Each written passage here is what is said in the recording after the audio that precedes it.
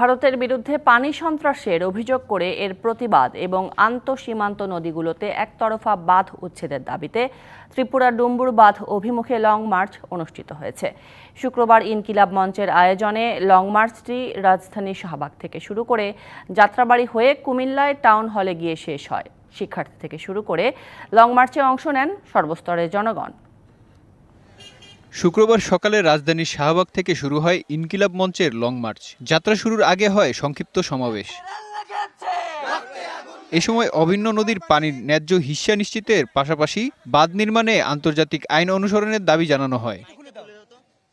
বন্যার্তদের জন্য সহায়তা নিয়ে যাত্রাবাড়ি হয়ে লং মার্চটি বিকালে কুমিল্লায় পৌঁছায়। সেখানকার টাউন হল মাঠে হয় সমাবেশ। এতে অংশ নেয় শিক্ষার্থী, বিভিন্ন রাজনৈতিক দলের নেতাকর্মী সহ সর্বস্তরের জনগণ।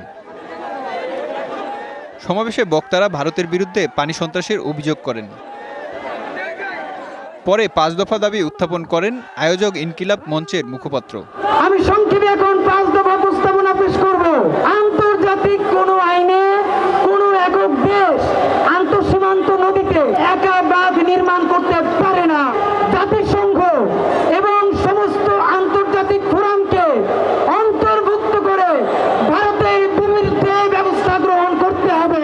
সমাবেশ শেষে টাউন হল থেকে লং মার্চটি ভারতীয় সীমান্তে বিবিরবাজার স্থলবন্দর অভিমুখে রওনা হয়। তবে সন্ধ্যার দিকে অর্ধেক পথ পাড়ি দিয়ে ফিরে আসে কুমিল্লা শহরে।